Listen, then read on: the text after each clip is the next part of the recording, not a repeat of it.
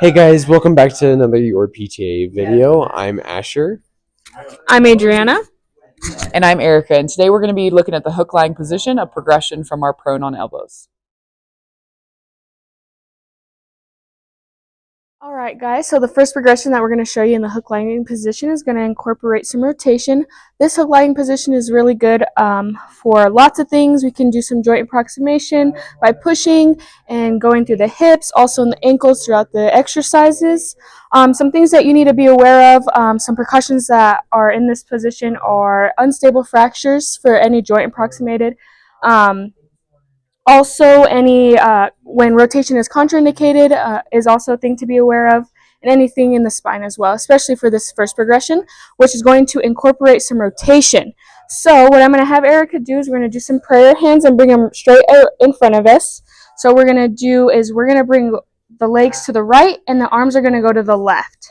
So let's do that. Perfect. And we're just going to rotate here. This exercise is really good for the rotation as well, but also having the patient go across midline, some joint approximation in the ankles, and also some disassociation, so differentiating the upper extremity and the lower extremity. So we also want to be here just supporting the legs, making sure that the patient is able to go through full range of motion on this, and if they're unable to get the legs back, just being able to support them as well. So here's that first progression for us.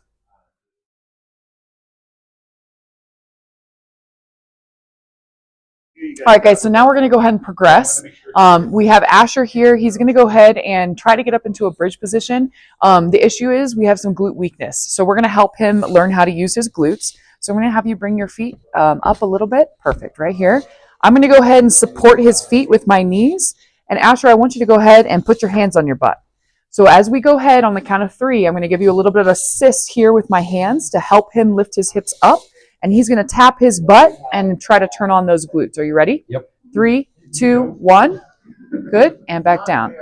If he can hold up in that bridge position, that's great. But right now we're just going to do 3 sets of 10.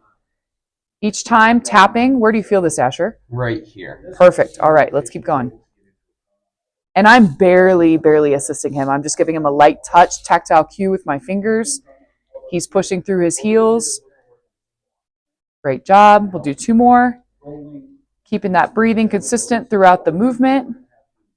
And then if he gets to the point, you can go ahead and relax to where he doesn't need to use his fingers to tap and he can turn on his glutes. That's great.